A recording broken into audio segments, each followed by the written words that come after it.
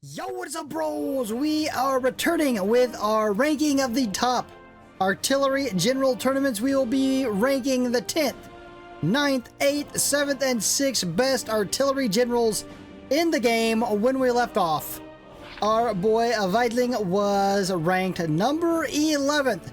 That leaves us now with the 10th best general in the game, and that bro is going to be our boy Williams, who I will admit, when he was released, was a little bit of a disappointment. But look at him, he's still ranking top 10. Looking over here at the damage, he was doing 7,500. He did rank above Ninonen and Weidling. I mean, he was a lot closer on both of their second matches. He was within 100. These two, they kind of, put some distance between, but I think overall, Williams is the better general. He does have self-propelled artillery. When commanding an artillery unit to attack, gain 100% chance of attacking again after annihilating enemy troops. Now, in-game scenarios, I mean, the units are going to have to be, what, 2/3 dead, a quarter dead for this to actually go off, but it's going to go off a few times. I think he's going to easily make up that damage that they were ahead of him. Not to mention, bro has some defense, accuracy, don't care about that. He also has explosives. Multifaceted bro. Where these bros are only doing damage to units, this bro can go up against a fortress, some emplacements, a city. You would prefer a city over a fortress because then you have no chance of getting that to trigger against a fortress for many hits. Where a city, you could probably get this rolling a little bit. So that is why bro ranked ahead of Weidling and Ninonen, even though they did more damage. 6-star artillery ability, 4 movement, decent general. That leads us to the 9th ranked general in the game, and that bro is going to be our boy Sokolovsky. And this is why. Nuclear warfare expert, damage caused by nuclear bombs plus 65%.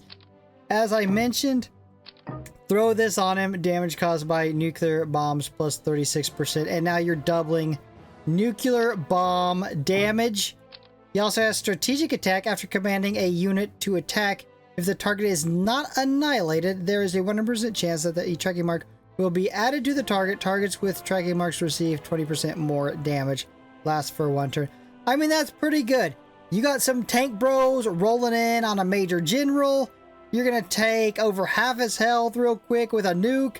And then it's going to place the tracking mark. And then your bros are going to be doing 20% more damage. Rounding him out with artillery leader, accuracy, and some artillery armor. 6-star artillery ability, 4 movement. So I know he's a situational bro, but when that situation arises, he becomes the 9th best artillery general. Throw him on a dildo launcher. And I hate to mention being able to throw him on the nuke sub because this is artillery general tournament, but you can also do that. He's an absolute badass on the sub. That's how I've used him lately. Also, obviously on a dildo launcher, you can park him on the city. The only problem is dildo launcher, slow, range an issue. You wouldn't want to place him way far back off the front. Because you usually don't have the long range missiles unlocked. Well, I don't on the dildo launcher, but when you take a city, especially in like the army group events, you don't have the long range missile unlocked, and you won't for a while. So, anyways, that is where he's ranking. 9th best. Looking at like his non-nuke damage output, just an artillery bro. Not great damage, but we're not using him to attack with just some random artillery unit. Even just a random elite artillery unit. Bro is the nuke specialist. Like I said, if you're not nuking with this bro, you are nuking wrong. Now, some of you might say he could have been placed higher. I'll explain why I didn't when we start ranking the next bros. That leads us to the 8th best artillery general in the game, and that bro is going to be our boy Eichelberger. And it's because of this perk. Attack guidance. 100% chance that one of the inactive artillery units around will join the attack. Has amazing movement. Has good movement stars as well, so just overall good movement. Artillery leader, accuracy, only has 5 stars in artillery ability. And then a crappy machinist. So bro was pretty low here, right? 6,500. He's ahead of people that were doing almost 8,000. So why? Again, that 8,000 is out of, well, what is it? 1,500 more. That's out of 10 attacks. You can't tell me with the way you should be using Eichelberger, always with another bro. Minimum. Worst case scenario, he's getting an extra 200 damage from bringing a bro along with him. He is going to eclipse that damage of like Nanonin and Weidling very quickly. Very unique perk, and because of that perk, even though, like I said, the damage is lower, one of my favorite artillery generals is Eichelberger. Now, why is Eichelberger ahead of Sokolovsky? Well, you know, let's take the Lost Hole for instance. Eichelberger was out round 1. Round 1 with his bro Bradley, putting out massive damage, taking out forts, taking out generals. I didn't get Sokolovsky down. You know, I needed bros on the ground defending territory, trying to slug it out so I could make enough money to put down a unit for Sokolovsky. Sokolovsky on a dildo launcher early on was not going to do me any good. We were getting overran at first. Sokolovsky would have got overran. Our boy Eichelberger held the ground, made it so Sokolovsky could be a hero. And now that leads us to the 7th best artillery general bro in the game, and that is going to be our boy Bradley. So, 6-star in artillery ability. Bro's got 5-star movement, good movement. Also got this command and coordination. I don't really like this. After commanding a land unit to attack, there's a 100% chance to grant coordination to nearby allies and yourself.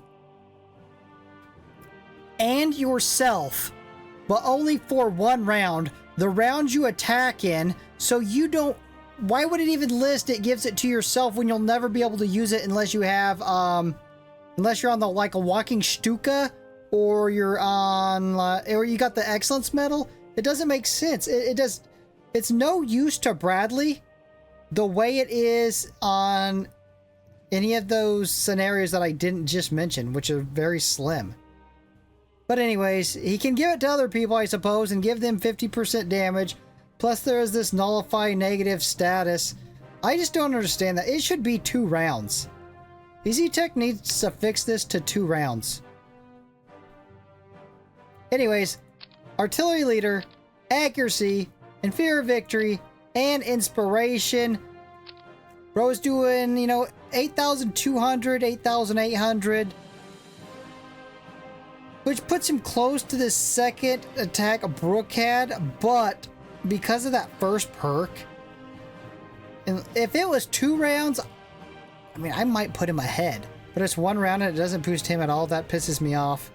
So, I mean, he was obviously way ahead of our boy Eichelberger in damage. I just like running these 2 bros together. Just the 2 American bros. I mean, I don't know. I did test it to see if his perk would trigger from the Eichelberger. I'm getting him to fire with attack guidance, and it didn't. It actually has to be an attack from Bradley, his main attack, to get that to trigger. They need to do something with this perk. I don't like it. 2 rounds or do something different with it. Anyways, he's still ranked pretty damn high at 7th because just his sheer damage output. That leads us to the 6th best artillery bro in the game, and that is going to be our boy Brooke. Look at, there's a pretty massive difference in damage from like Bradley to Brooke. I mean, 800 here, like 1,100 here. Massive difference. I mean, you could say there's that big a difference between Brooke and Kluge as well here and here. But, I mean, Bradley was never going to be able to rival Brooke for that 6th spot. He's got 6-star in artillery ability, 5 movement, inferior victory, accuracy, retaliation. When friendly troops within 1 grid around you are killed in battle, you will gain the vengeance status with attack plus 30 for 2 rounds. I mean, come on. When we're throwing down these generals on elite units, we're not planning on losing our generals. We don't have other crapper units even around because we're not spending 4 hours on the last toll moving a bunch of crapper units around. So this ain't ever going to get triggered anyways. And then artillery leader and inspiration. So our boy Brooke, based solely on sheer damage output, finds himself ranked at the 6th spot. In front of Bradley, behind Kluge. I think that's a perfect spot for him. So far, I don't think, I mean, from the comments, there's not too much disagreement yet. We might start seeing some pretty heavy disagreement when we start trying to rank the top 5. Who is going to be on top? You have to tune in for the next video. Bros, if you're enjoying this content, you know what to do. Subscribe, hit the notification bell so make your for next upload. Peace.